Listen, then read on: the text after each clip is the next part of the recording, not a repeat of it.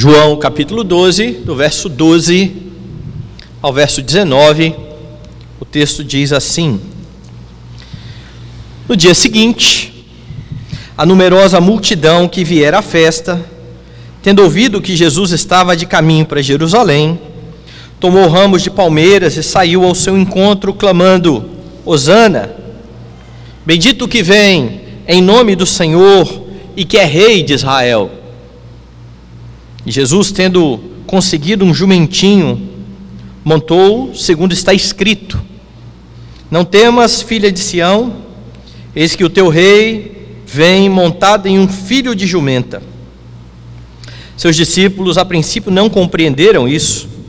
Quando, porém, Jesus foi glorificado, então eles se lembraram de que estas coisas estavam escritas a respeito dele e também de que isso lhe fizeram.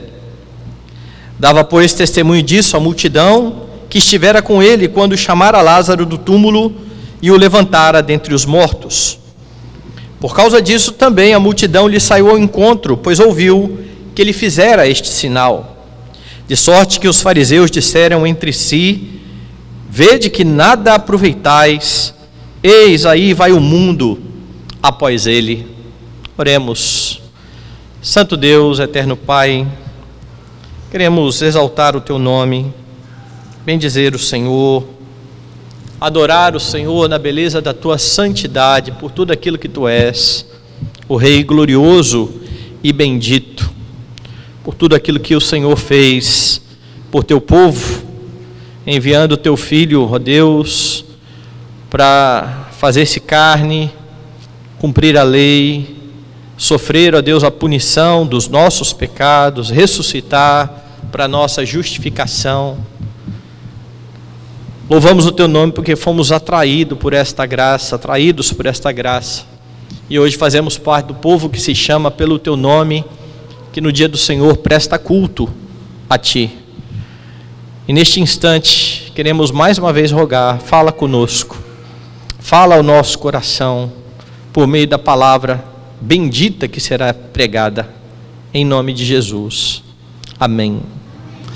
Todos os seus pensamentos, sentimentos e palavras, todas as suas atitudes são determinadas por aquilo que governa o seu coração. Esse é o ensino da Bíblia. Isso foi falado de forma bem categórica pelo Senhor Jesus Cristo.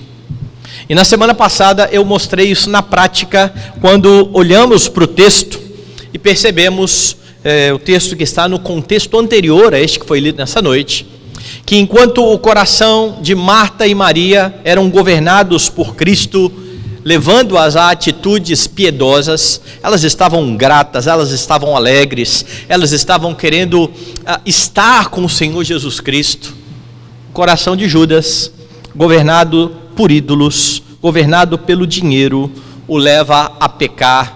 Judas estava de olho no dinheiro daquele perfume que serviu para ungir Jesus.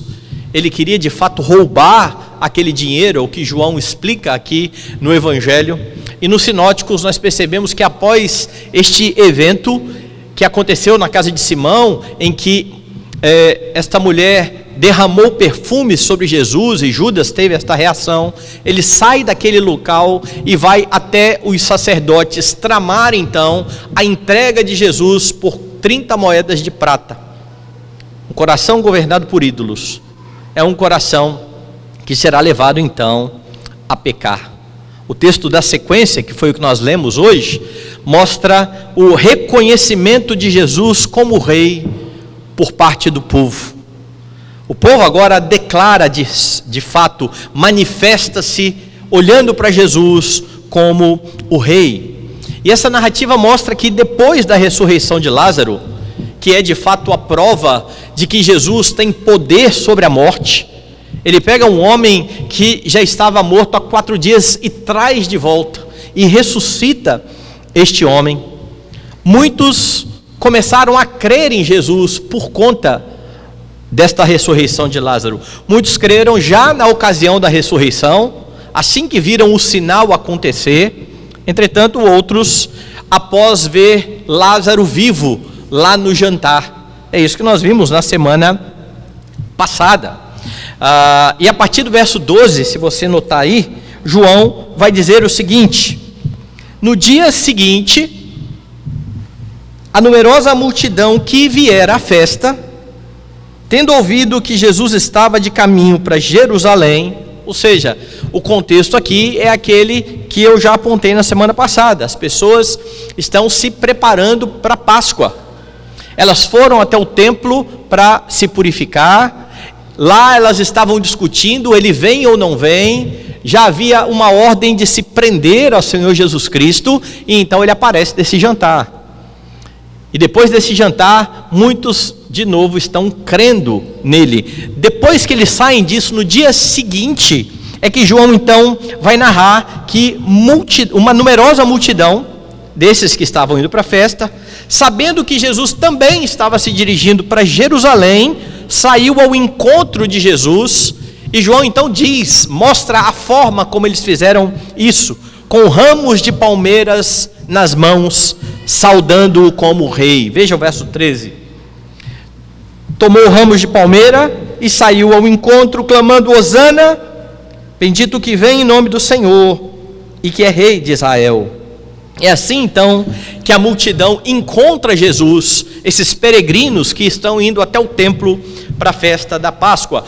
É importante lembrar aqui já de início que esta multidão é composta de pessoas que realmente creram em Jesus como Messias, mas dentre essa multidão que está indo até o templo comemorar a Páscoa, há aqueles que simplesmente esperavam o Messias político. Pessoas que ainda não tinham depositado sua fé em Jesus como Messias. É uma multidão não uniforme na sua fé, mas é uma multidão misturada de pessoas crentes e de pessoas que ainda não chegaram a este entendimento. E é interessante que quando João narra este reconhecimento de Jesus como rei, os próprios discípulos não compreenderam mais uma vez, no momento, que isso estava ocorrendo. Eles só vão entender toda a história depois da ressurreição. Então vai levar ainda alguns dias para que os discípulos entendam o que está acontecendo aqui. Quem está falando já para os seus leitores o que está ocorrendo é João, que, como eu já disse, está escrevendo o Evangelho décadas depois. Ele já viu toda a história acontecendo e ele pode então contar a história e interpretar a história. Mas ele diz: olha, depois da ressurreição, os discípulos falaram: olha, agora nós entendemos. E ele explica isso, veja no versículo 14 a 16. E Jesus, tendo conseguido um jumentinho, montou, segundo está escrito: não temas, filha de Sião, eis que o teu rei vem montado em um filho de jumenta. Seus discípulos, a princípio, não compreenderam isto. Quando, porém, Jesus foi glorificado, então eles se lembraram de que estas coisas estavam escritas a respeito dele e também que isso lhe fizeram. E aqui você já aprende algo importante, uma lição importante. Toda a sua interpretação da vida precisa partir da Escritura. Os discípulos estão vivendo a história, eles estão vendo alguns fatos ocorrerem, mas só quando eles chegam mais à frente e comparam com o que a Escritura está dizendo. E por que eu estou dizendo comparam com o que a Escritura está dizendo? Porque João está aqui citando um texto de Zacarias. O que estava acontecendo nessa entrada, chamada entrada triunfal de Jesus, era literalmente o cumprimento da profecia de Zacarias. E então eles estão entendendo e percebendo agora todas as coisas à luz da Escritura. Então entenda que isso foi válido para verificar que Jesus era o Messias, que este momento era o momento em que Zacarias disse que o rei seria exaltado, mas isso é válido também para a sua vida e para a sua piedade. Você interpreta a vida ao seu redor por meio daquilo que a Escritura diz. Por meio da Escritura, você consegue, por exemplo, verificar quais são as motivações do seu coração. Você consegue verificar por que você age da forma como você age. Porque a Escritura mesmo declara a respeito dela, que ela sonda os desejos do coração do homem. É como se a Escritura fizesse de fato um raio-x do coração e mostrasse de fato o que há no coração. Então a Escritura traz luz e leva você ao verdadeiro entendimento. Aqui, estes homens, depois da glorificação, entenderam que Jesus é de fato o Rei, e isso é verdadeiro. E eu quero mostrar a partir deste texto o que é que você pode encontrar nesse Rei. Jesus é o Rei de todos aqueles que fazem parte da igreja. Jesus é o Rei de toda a terra. Mas a terra não reconhece isso. Ainda não reconhece. Você que já reconheceu a Jesus como seu Rei, precisa saber o que você pode encontrar nesse Rei bendito. E o texto mostra que neste Rei você encontra verdadeira alegria. João está narrando que a multidão foi até Jesus, foi ao encontro de Jesus. Como eu disse, eram peregrinos que estavam indo à festa da Páscoa. E o texto está dizendo aqui que literalmente eles portavam galhos de palmeiras. Eles foram lá e cortaram perto das palmeiras que havia ali no caminho esses galhos. E ao que tudo indica então, eles estão aqui agitando estes ramos em sinal de alegria, porque o Rei está chegando em Jerusalém. O Rei está chegando e o povo, a multidão, demonstra essa alegria. E por que eu estou falando que eles estão demonstrando alegria? Porque era dessa forma mesmo que o povo cumpria o mandamento de Deus durante uma outra festa, a festa dos tabernáculos. Quer ver? Dá uma olhada aí na sua Bíblia, em Levítico, capítulo de número 23. Acompanhem comigo. Levítico capítulo 23, a partir do verso de número 33, começa a mostrar como deveria ser a festa dos tabernáculos. Quando você chega no verso 39, você tem assim: porém aos 15 dias do mês sétimo, quando tiverdes recolhido os produtos da terra, celebrareis a festa do Senhor por 7 dias.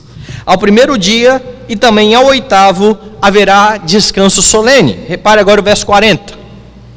No primeiro dia tomareis para vós outros frutos de árvores formosas, ramos de palmeiras, ramos de árvores frondosas e salgueiros e de ribeiras, e por 7 dias vos alegrareis perante o Senhor vosso Deus. A própria festa dos tabernáculos prescrevia um momento de alegria com os ramos de palmeiras. E aqui então o povo, ao saudar o seu rei, está recebendo o seu rei com grande alegria. Alguns comentaristas bíblicos afirmam que os ramos de palmeira na literatura bíblica, além de serem usados para expressar alegria, eram também um emblema de vitória e de prosperidade. O que este povo então está saudando? O seu rei está chegando.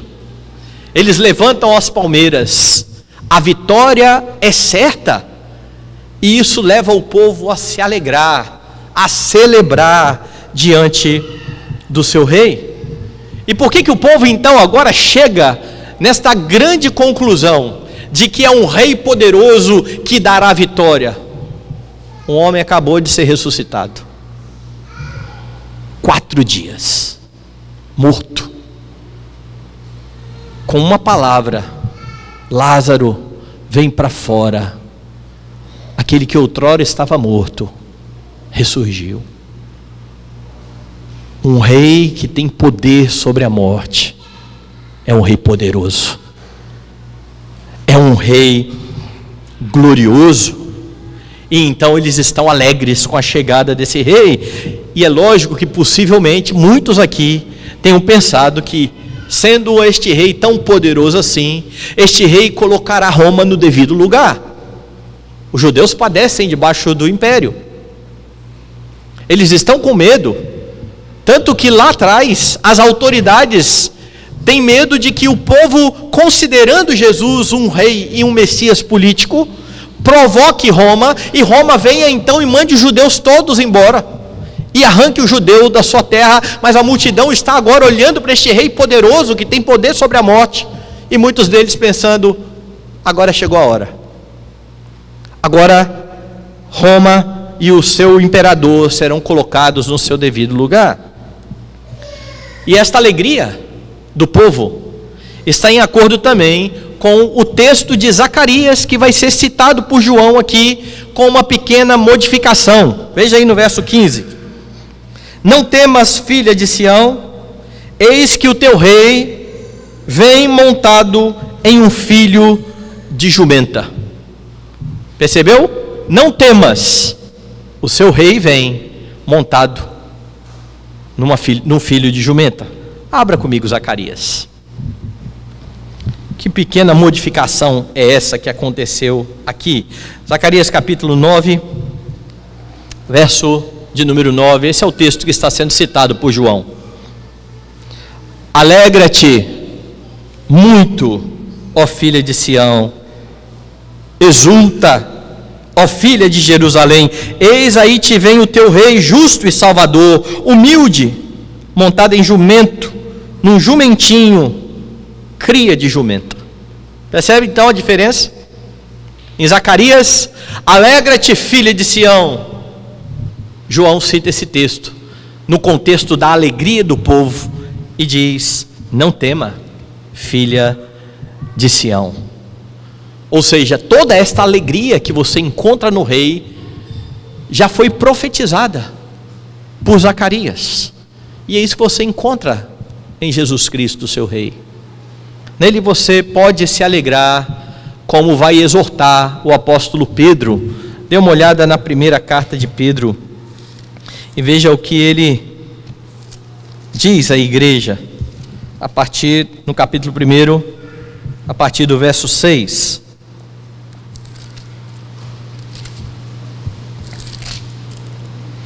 Nisso exultais, nisso se alegrem, embora no presente breve tempo, se necessário, sejais contristados por várias provações, para que, uma vez confirmado o valor da vossa fé, muito mais preciosa do que o ouro perecível, mesmo apurado por fogo, redunde em louvor, glória e honra na revelação de Jesus Cristo, a quem, não havendo visto, amais, no qual, não vendo agora, mas crendo, exultais com alegria indizível e cheio de glória, obtendo o fim da vossa fé, a salvação da vossa alma. E Pedro então convoca os crentes dizendo: alegre-se no rei que te dá salvação. Alegre-se no rei que te tirou da morte e te trouxe para a vida. Exulte nisso, ainda que você no presente passe por provações, ainda que você esteja enfrentando dificuldades. Não é sem razão então, irmãos, que a alegria é descrita pelo apóstolo Paulo como um fruto do Espírito. Ela vem de Deus. A fonte é o Senhor Deus. Ou seja, se você estiver firmado em Cristo, você de fato experimentará a verdadeira alegria. E eu estou falando de verdadeira alegria, porque o mundo experimenta momentos de alegria, busca momentos de alegria, mas a alegria para o cristão não depende das circunstâncias que o cercam. É por isso que Pedro está dizendo lá: nisso exultais, nisto se alegrem, embora no presente, por breve tempo, vocês possam ser contristados por provações. Ainda em meio às provações, os crentes experimentam esta alegria. O homem sem Cristo, ele sempre irá depender de circunstâncias, a fim de experimentar um pouco de regozijo, mas essa alegria sempre será passageira, será sempre uma alegria com prazo de validade. Nós estamos muito no tempo do prazo de validade. Eu lembro quando eu era criança, nada tinha prazo de validade. Você ia lá, comprava alguma coisa e você só não consumia se você olhasse, está estragado, então joga fora.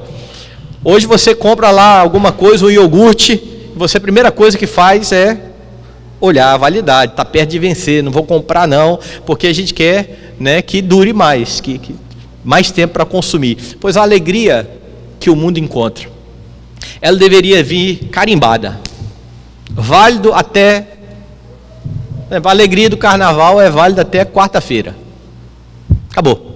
Já cantou um poeta secular, tudo se acaba na quarta-feira. E qualquer alegria circunstancial vai acabar, vai passar. Qualquer alegria experimentada neste mundo vai cessar. É por isso que João diz: o mundo passa, bem como a sua concupiscência. Aquele que faz a vontade de Deus permanece para sempre. Já a sua alegria, fruto do Espírito, é uma alegria que decorre da obra redentora do seu Rei. E para que você tivesse esta alegria perene, o bendito e soberano Rei experimentou profunda tristeza. Se você lembrar do relato dos sinóticos, lá no Getsemane, ao lado dos seus discípulos, antevendo o momento em que ele receberia a ira do seu Pai, o que ele exclamou foi: a minha alma está profundamente triste até a morte.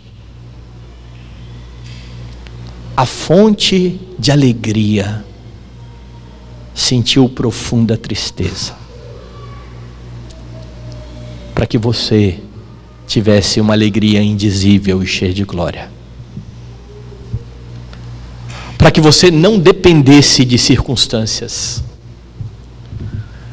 para que o seu coração pudesse rejubilar, ainda que as coisas não estejam indo da forma como você acha que elas deveriam caminhar.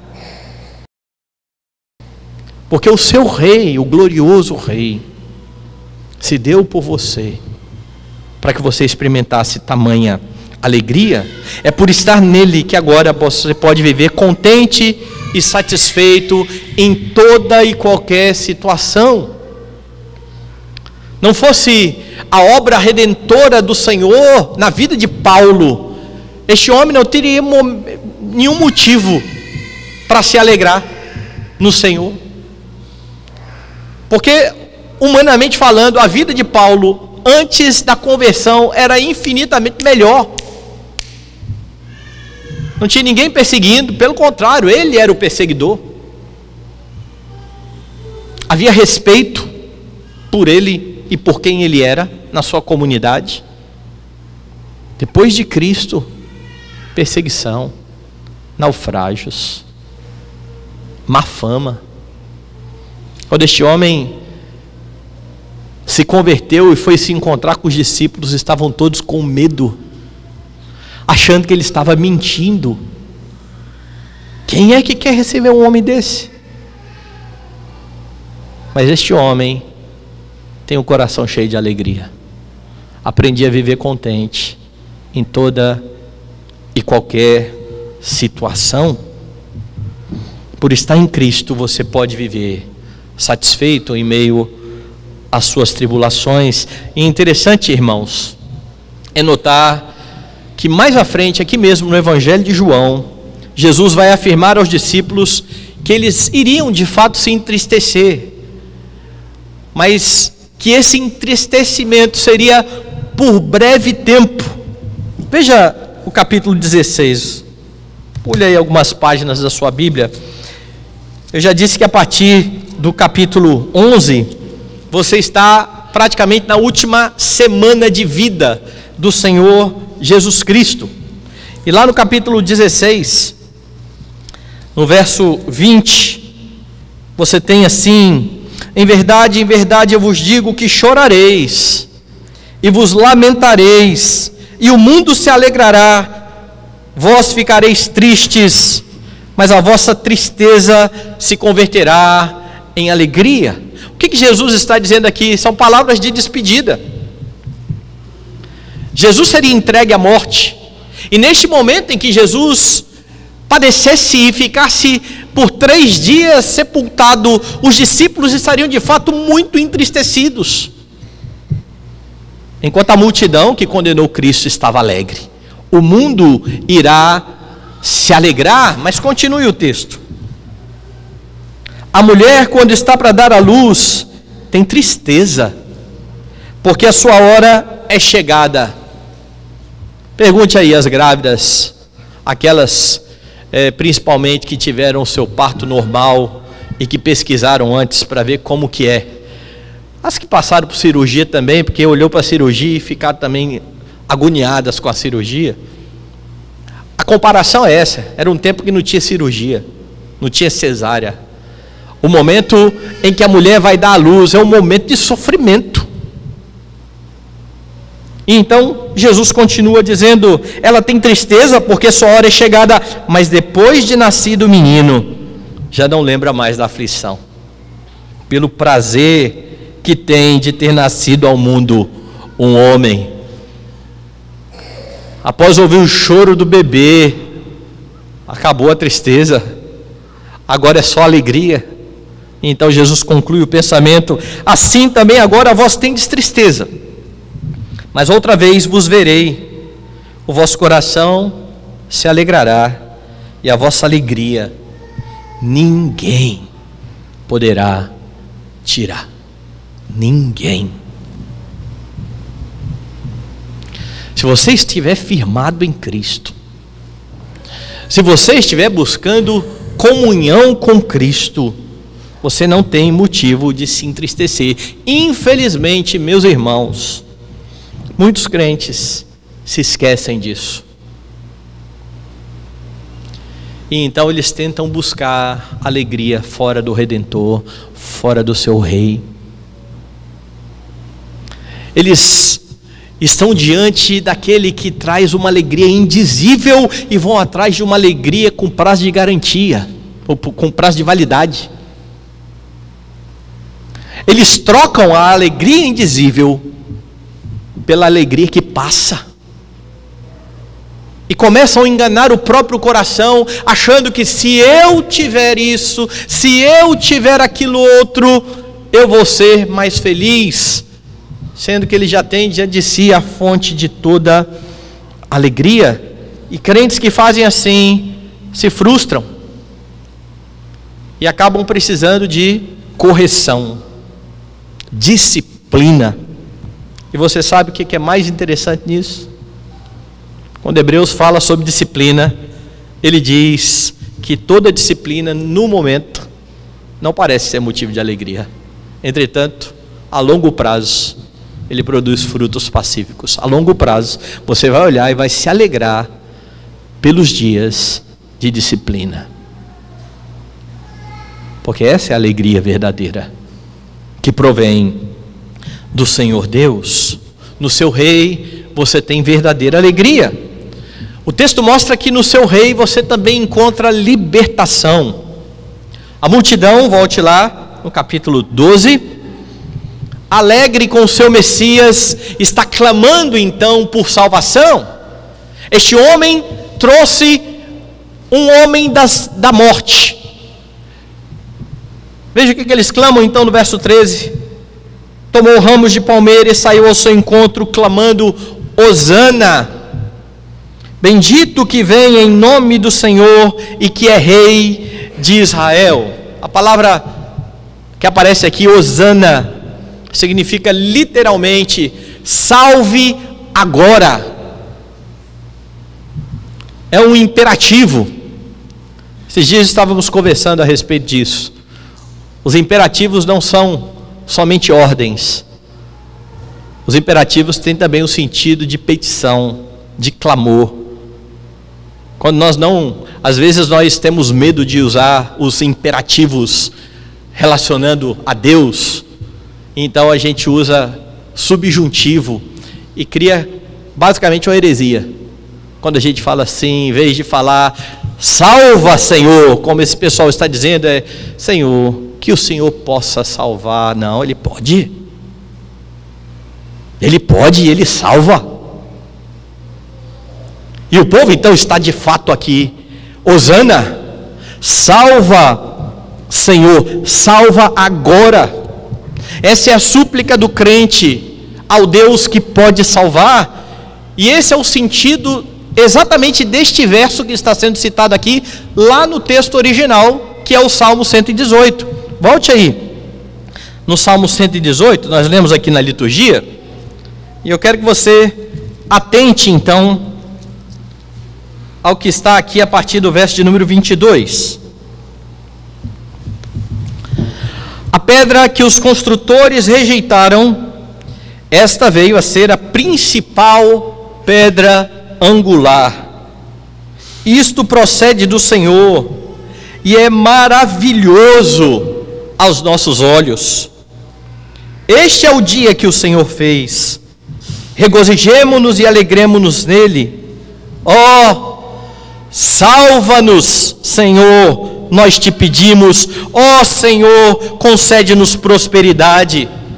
Veja se não é isso que eles estão clamando lá. Bendito que vem em nome do Senhor. A vós outros da casa do Senhor, nós vos abençoamos. O Senhor é Deus, Ele é a nossa luz. Adornai a festa com ramos até as pontas do altar. João está citando um trechinho do Salmo, mas note aqui no Salmo que você encontra o mesmo que você encontra neste capítulo do Evangelho de João. Este Salmo aqui menciona os ramos, no verso 27. Este Salmo menciona a alegria pela vinda do Messias e o clamor por salvação.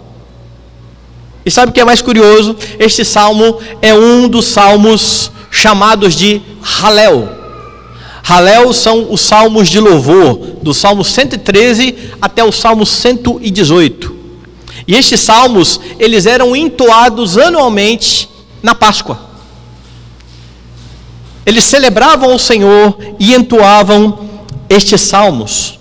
Então lembre-se, a Páscoa é a celebração da libertação, a comemoração da libertação do jugo do Egito. Sabe quais eram os assuntos mais frequentes então nesse momento? Para um povo que está debaixo de outro jugo de escravidão? Adivinhe? É só você lembrar do Salmo 126. No Salmo 126, o salmista está dizendo assim: quando o Senhor restaurou a sorte de Sião, ficamos como quem sonha. A nossa boca se encheu de riso, a nossa língua de júbilo. Entre as nações se dizia: grandes coisas o Senhor tem feito por eles. E então o salmista diz: com efeito, grandes coisas o Senhor tem feito por nós. Por isso estamos alegres. Restaura, Senhor, a nossa sorte, como as torrentes do Negueb. A lembrança daquilo que Deus fez outrora impeliu o salmista a dizer: Senhor, restaura a sorte. E toda a Páscoa em que o povo celebrava, estava em torno do cordeiro, e o filho deveria perguntar para o pai: pai, que festa é essa? E o pai deveria então explicar: filho, nós estamos aqui celebrando o dia que o Senhor com mão forte nos tirou da escravidão do Egito.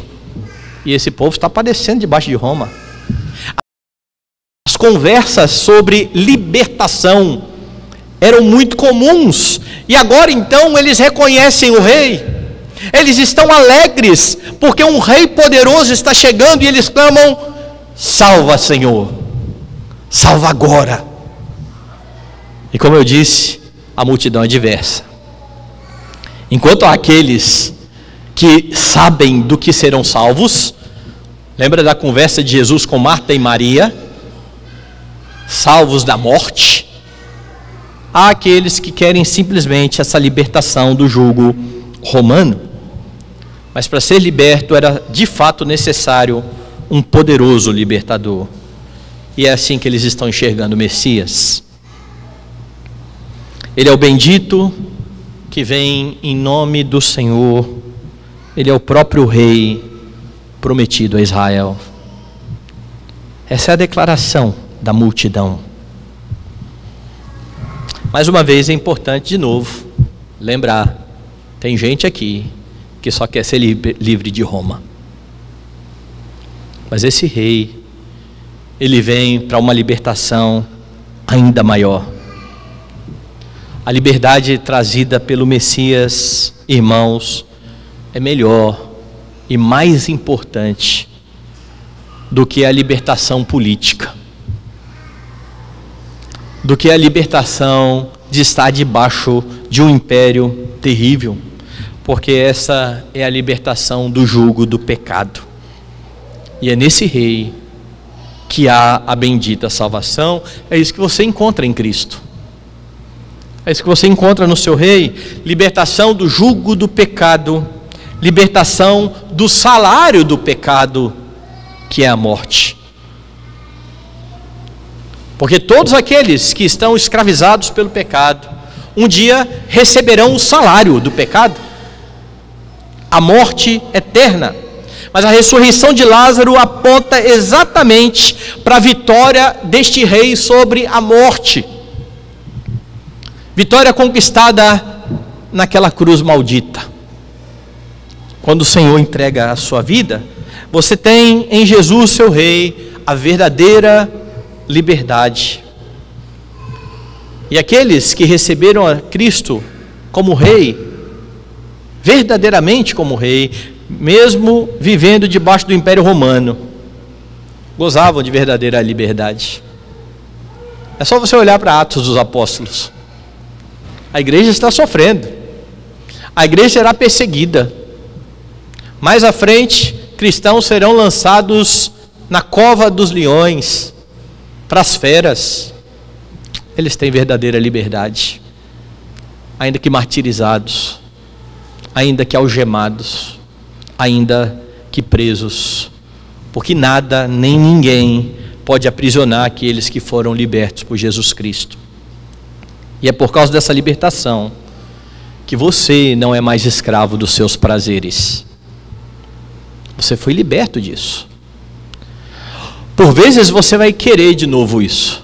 Você vai se colocar debaixo desse jugo, por não estar satisfeito com o seu rei. Mas saiba, você já foi liberto dos seus prazeres e desejos. É isso que Paulo fala: o pecado não tem mais domínio sobre você. Você é livre para obedecer à lei de Deus e viver para a sua glória. Na cruz, o rei libertou você para viver uma vida de santidade. E é claro, você não pode confundir esta liberdade com libertinagem. Você não é livre para fazer o que você bem entende. Você é livre para fazer o que o seu rei ordena. Você é livre para submeter-se à lei do Senhor e se alegrar nos mandamentos do Senhor. Você foi liberto para servir a Deus e para servir ao próximo. Você não é mais escravo, como eu costumo sempre dizer, nem mesmo da sua própria liberdade. E é por isso que, por amor aos irmãos, você livremente abre mão daquilo que escandaliza os seus irmãos. Quem não consegue abrir mão dos seus direitos é escravo dos direitos. E você não pode ser assim. Você é um escravo de Cristo, um servo do Rei glorioso. E este Rei continua olhando para você, intercedendo por você. Ele continua atento ao seu clamor. Então, em tempos de aflição, clame: salva, Senhor. Me livre desse jugo. Me tire de tempos difíceis. E se Ele quiser, e se Ele entender que chegou o momento, e se Ele entender que isso é bom para você, Ele livrará. Mas se Ele entender que as aflições tornarão você mais parecido com Ele, alegre-se nas aflições, porque nele você tem alegria, como nós já vimos. Neste rei você tem alegria, você tem libertação, neste rei você tem segurança. Repare os versos 14 e 15. E Jesus, tendo conseguido um jumentinho, montou, segundo está escrito: não temas, filha de Sião, eis que o teu rei aí vem, montado em um filho de jumenta. Eu já li aqui o texto de Zacarias, e eu já mencionei que Zacarias profetiza de uma forma levemente diferente: alegra-te, filha de Sião. Mas João está registrando aqui, inspirado pelo Espírito Santo: não temas, filha de Sião. Há uma leve modificação no texto. Em vez de alegra-te, não temas. Na verdade, o sentido continua o mesmo, porque quem não tem medo acaba experimentando alegria. Uma coisa acaba decorrendo da outra. Mas você precisa olhar para o contexto e reparar algo importante. E reparar por que João, inspirado pelo Espírito de Deus, cita o texto com esta modificação. A multidão está saudando o seu rei libertador. Um rei que tem poder sobre a morte. Mas este rei está chegando da forma mais inusitada. Não há pompa. Ele chega humilde. O jumentinho nem é dele. Se você olhar os sinóticos, você vai ver que Jesus manda os discípulos irem pegar o jumento emprestado. Este rei é glorioso, mas ele chega de forma humilde, montado em um jumentinho. Ele não vem num cavalo pomposo, numa cria de jumenta. Como afirma William Hendrickson no seu comentário, lá no Antigo Testamento, o jumento ou o jumentinho, ele é associado às campanhas de paz. Quando havia paz, eles iam montados no jumento. Não há guerra, não precisa um animal tão potente assim. Mas nas campanhas de guerra, havia o cavalo. É por isso que o salmista diz que uns confiam em carros e outros em cavalos. O cavalo era importante na guerra. Tempos de paz? Não. Isso aponta de forma maravilhosa como se dará a libertação. O povo quer tocar Roma para fora, mas ele não é um Messias político que expulsará Roma. Ele humildemente é obediente ao seu Pai até a morte, e morte de cruz. A vitória do rei se dá na cruz, quando ele entrega a sua vida pacificamente, como uma ovelha muda levada até os seus matadores, os seus tosqueadores. Ele não abre a boca, ele chega humilde para ter a vitória na cruz. Entretanto, a despeito da humildade, da forma pacífica como o rei se apresenta, e não poderia ser de outra forma, ele é chamado por Isaías de o príncipe da paz. Não há o que temer. Não precisam ficar com medo.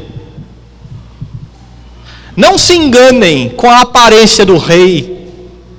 Ele é poderoso. Ele salva. Não foquem no exterior. Talvez o povo aqui pudesse fazer como fez o sacerdote quando foi enviado lá na casa de Davi para ungir o rei. E chegou lá então, e o pai começou a apresentar os filhos mais fortes, pomposos. E ele falou: nenhum deles, você não tem mais nenhum filho aí não? Ah, tem umzinho, mirradinho, pastorzinho de ovelha. Ninguém dá nada por esse menino. Traga lá. O homem vê o exterior, o Senhor vê o coração. Então o rei vem entrando humilde. E o texto então diz: não tenha medo, não se engane. Chegou o dia da salvação. Ele é humilde, mas ele é poderoso. E como eu disse, João afirma aqui que mesmo os discípulos só vão compreender isso mais tarde, quando Jesus for glorificado. O seu rei é um rei glorioso, e nele você encontra segurança. Em Jesus, meus irmãos, não há o que temer. Não há por que temer.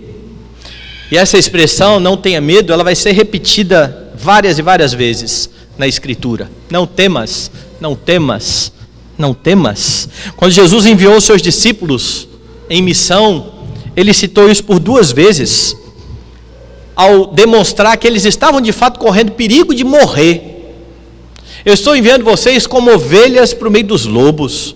Vão levar vocês para os tribunais. Vocês vão ser perseguidos. Vai ter filho contra pai, pai contra filho. Não tenham medo. Não tenham medo daqueles que podem matar o corpo e não podem matar a alma. Tenham medo daquele que pode fazer perecer no inferno tanto o corpo quanto a alma. Esse é o rei. O glorioso rei. Do que você tem medo? Quais são os temores que assolam o seu coração?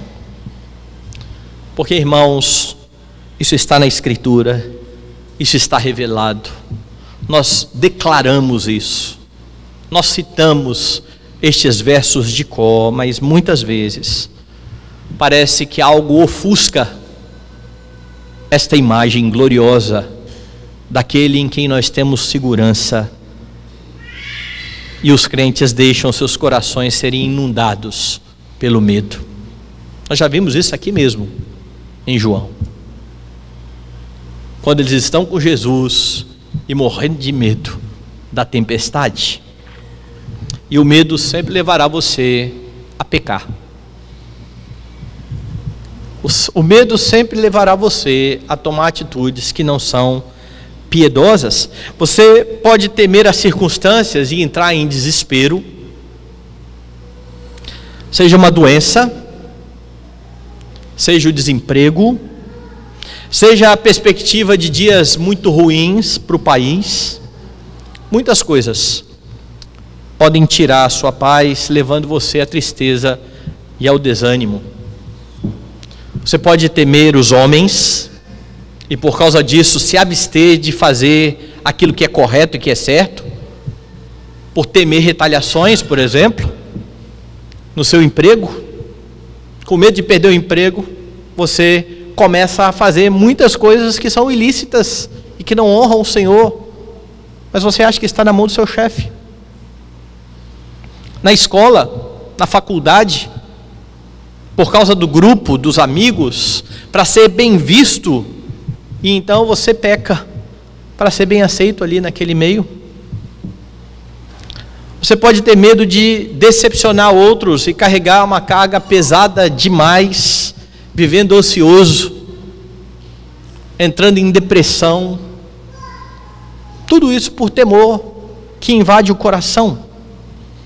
Você pode ter medo de ser avaliado pelas pessoas e simplesmente desistir, por exemplo, de um emprego, porque o tempo todo você acha que há pressão sobre você, do que vão pensar de você. É melhor ficar sem emprego do que ficar com essa pressão aqui no meu coração. Eu já havia casos assim acontecendo. São várias as razões que podem levar você a ter medo. E em cada uma delas, você verá um coração que parou de olhar para aquele em quem você tem segurança. Olhe para o seu rei. Ele é a garantia da sua segurança. E é por isso que Paulo vai escrever dizendo que nada pode separar você do amor de Deus que está em Cristo Jesus, o Senhor. Nem poderes, nem altura, nem profundidade, nem mesmo a morte pode separar você do seu rei. Pelo contrário, ao morrer você estará diante da sua presença gloriosa. Do que é que você tem medo? Por que é que você teme? Sendo que o grande rei é o seu redentor, é o seu salvador. O texto ensina, irmãos, que você pode encontrar no seu rei, em Jesus Cristo. Nele você tem alegria, não uma alegria carimbada ali com data de validade, uma alegria eterna, uma alegria que não cessa. Nele você encontra libertação. Ele te libertou para que você não seja escravo de mais ninguém. Mas como há a possibilidade, como eu disse, de você por vezes se colocar debaixo de algum tipo de escravidão, é preciso lembrar o que Paulo fala aos Gálatas no capítulo 5. Para a liberdade foi que Cristo vos libertou. Permanecei, pois, firmes, e não vos submetais de novo a jugo de escravidão. Lute diariamente no poder do seu rei contra o pecado que tenazmente te assedia, porque nele, no seu rei, você tem segurança. Você não precisa viver com medo. Mas a despeito de tudo que é encontrado em Jesus Cristo, o grande rei, João mostra que mais uma vez, não são todos que o abraçam. Veja os versos 17 a 19. Dava, pois, testemunho disto a multidão que estivera com ele, quando chamara Lázaro do túmulo e o levantara dentre os mortos. Por causa disso, também a multidão lhe saiu ao encontro, pois ouviu que ele fizera este sinal. De sorte que os fariseus disseram entre si: vede, que nada aproveitais, eis aí vai o mundo após ele. Apesar deles estarem dizendo aqui que eis aí o mundo após ele, este é mais um dos versos que mostra que em João, mundo não significa todo mundo. De fato havia uma multidão crendo em Cristo. Mas os fariseus mesmos não estavam o reconhecendo. Pelo contrário, eles queriam tirar a sua vida. Enquanto a multidão reconhece os sinais que apontam para Jesus como Messias e vai atrás dele, os fariseus estão irados. Os fariseus estão preocupados com este fato de as pessoas irem atrás de Jesus e eles seguem com um plano para tirar a vida do Senhor. Muitos são aqueles que não reconhecem o Rei, que não terão alegria, que não terão segurança, que buscarão tudo isso neste mundo. Entretanto, irmãos, chegará o dia em que este rei virá novamente. Diferente desse rei humilde, montado em um jumento, se entregando de forma pacífica para morrer em lugar do seu povo, estabelecendo o seu reinado de paz. É o mesmo apóstolo João que registra a vinda deste rei. E eu quero que você abra agora Apocalipse capítulo 19. Veja a grande diferença entre as vindas do Senhor. Verso 11: viu o céu aberto, e eis um cavalo branco. O seu cavaleiro se chama Fiel e Verdadeiro, e julga e peleja com justiça. Os seus olhos são como chamas de fogo, na sua cabeça há muitos diademas. Tem um nome escrito que ninguém conhece senão ele mesmo. Está vestido com um manto tinto de sangue, e o seu nome se chama o Verbo de Deus. E seguiam-no os exércitos que há no céu, montando cavalos brancos com vestiduras de linho finíssimo, branco e puro. Sai da sua boca uma espada afiada, para com ela ferir as nações, e ele mesmo as regerá com um cetro de ferro, e pessoalmente pisa o lagar do vinho do furor da ira do Deus Todo-Poderoso. Tem no seu manto e na sua coxa um nome inscrito: Rei dos Reis, Senhor dos Senhores. Quem já recebeu este Rei, que veio humilde, desfruta desde já de tudo aquilo que o texto demonstrou. Entretanto, irmãos, quem não recebe, um dia terá de prestar contas àquele que é o Rei dos Reis, Senhor dos Senhores. Aquele que é o Príncipe da Paz, mas que também é descrito na Escritura como o Senhor dos Exércitos. Aquele que aqui está pisando o lagar, com as vestes sujas de tinto, que é o sangue dos seus inimigos. Que você desfrute então dos benefícios que você tem no seu Rei, e que você seja uma testemunha fiel, proclamando a outros, a fim de que eles se dobrem diante do Rei, a fim de que eles façam o que exorta o Salmo 2: beijai o Filho, para que ele se não irrite, porque dentro em pouco se inflamará a sua ira. Que por meio do seu testemunho fiel, outros venham a se dobrar diante do Rei, encontrando todos os benefícios que temos na pessoa bendita do Salvador Jesus Cristo. Que a cada dia você exalte o seu grande Rei.